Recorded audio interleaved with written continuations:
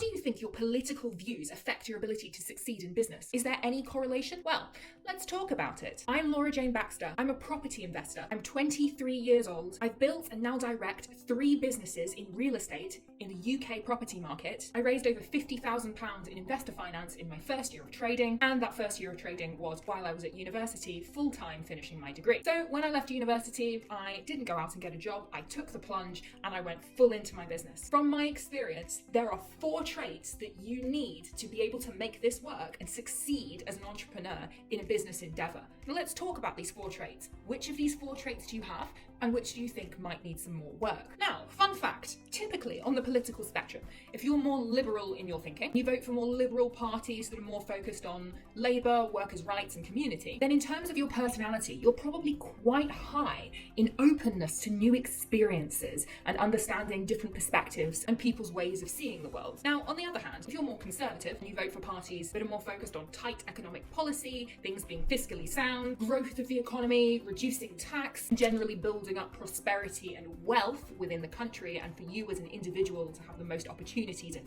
freedom, then your personality is probably very high in conscientiousness. You're more likely to value order and structure and being rewarded for diligent action. You're also probably a bit more likely to trust institutions and want to stick to the status quo. Whereas people of a more liberal bent usually want to push boundaries, explore new possibilities, and tend to be a bit more creative on the whole. So these people tend to be pretty conscientious and hardworking, and they like structure and they're very diligent generally. Whereas these people tend to be more open and creative, and they push boundaries in the name of change. Now, which of these traits do you think you need for building your own business as an entrepreneur? You ready for the answer? Both! Now, when you start out in business, you have this problem. Let me explain with my books. This is your spectrum of how much you can earn when you work for somebody else in any given industry. There is a minimum amount that you can earn thanks to amazing laws like minimum wage and living wage. This is a minimum amount that you'll be paid per hour usually. So fortunately, although you might be on a really tight budget and struggle to make ends meet at the bottom, you can't work and then get paid absolutely nothing at the end of the month. That would just be slave labor. And you'll also never be charged for working. These things sound obvious, right? Well, the trade-off for having that is that it also means that in your industry, there is a cap on what you can earn.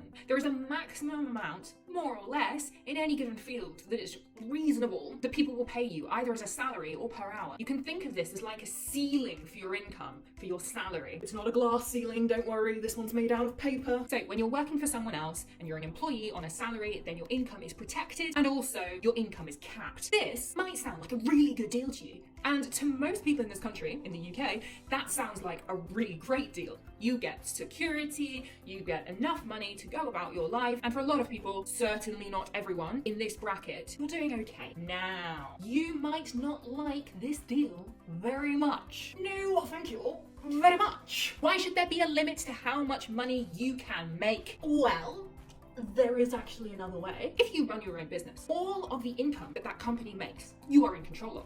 And so all of the profit that that company makes, you can keep if you want. Yes, there are tax laws, and in the UK that's corporation tax, and so if your company makes more than a certain amount of profit in the year, you have to pay corporation tax on that, which is like income tax for salaries. There is no limit to the amount of money that your business can make. You don't have to go and request from your boss that you get a salary raise, and there is no reasonable upper limit, no paper ceiling. So if you start your own business, you do this magic thing with the spectrum where you open up the possibilities, stop restricting yourself from how much income you can make. However, here is the trade-off. You can't just get rid of this cap of how much income you can make when you go self-employed, or you become an entrepreneur, or you run your own business. There's a catch. The trade-off is that you have to say, right, so those minimum wage laws that are there to protect me, when I run my own business, I renounce them too.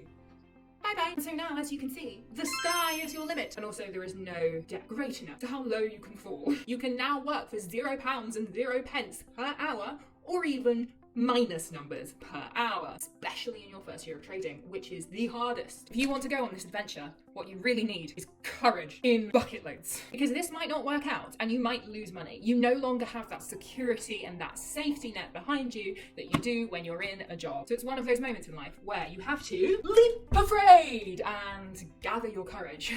on the way down. Now, typically, if you are high in openness, you're more likely to be able to find that courage, driving you towards change, towards possibility, creating something. So that's number one, courage. I'm very much a person of the heart. My heart runs the show. Do we think with our head or a heart? Well, for me, it's my heart. However, my brain very quickly jumps in. And then my head goes, all right, Laura Jane, but you know we actually need a plan, right, heart? My heart goes, oh, I have so many dreams. To which my head replies, okay, Laura Jane, but you know we actually need a plan for that, right? I want to travel the world, I want to inspire change, I want to be financially free. Remember, head, heart is in charge, so build a plan, head, build a plan. So the next trait you need is conscientiousness. You need to be so hardworking and so diligent. You need to be committed to getting up every single day and working on your business, building a structure, building a routine, building a habit. And so that day in, day out, when you don't see results, because you won't in the early days, especially if you're building a business in property investment or in real estate,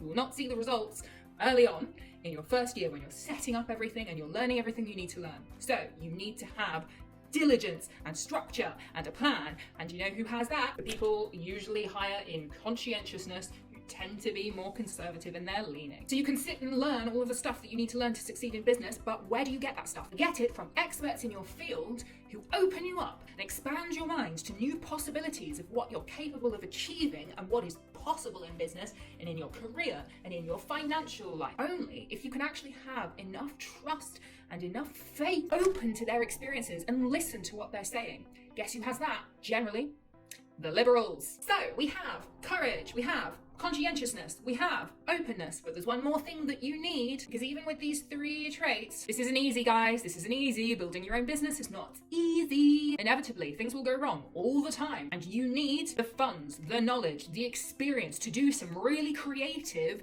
problem solving when stuff doesn't go to plan. And so what extra trait do you need? You need resourcefulness. You need to look at a situation when others can't see a way through and can't see a way to fix the problem, and you need to say, right, there is a way through here. I might be lacking the funds. I might be lacking the knowledge. I might be lacking the skills. I might be lacking the network connections. I might be lacking the tools. I might be lacking the trades. I might be lacking the support. How do I break through this barrier? And for that, you need resourcefulness in abundance. So there you have it. There are 4 traits that you need to succeed in business that I would not be here recording this video today if I did not have in abundance. And yet I really still need more of all 4 if I want to reach new heights. Didn't read, just skip to the end, tell me what the 4 traits are. You need to be as militant and diligent as a soldier, yet have as much faith that it will work as a child waiting for the tooth fairy. Oh my gosh, I'm really sorry, did no one tell you? The tooth fairy's not real. I'm so sorry. I'm gonna get cancelled. I just broke so many hearts. I'm out.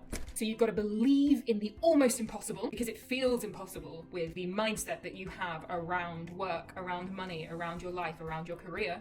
And you need to break through those limits and then work at it day in, day out like a soldier. And courage is this magic thing that happens when you couple together that conscientious drive and that willingness to leap with the openness of faith. Courage, resourcefulness, openness, and conscientiousness. Which of these traits do you really shine in? Where is there some room for your growth? Now, if you fancy learning more from me, then check out my website where you'll find a bunch more resources. You can subscribe to my channel here. You can see my latest video here. Ladies, gentlemen, boys, girls, and everyone occupying that delicious space in between. I will see you in the next video.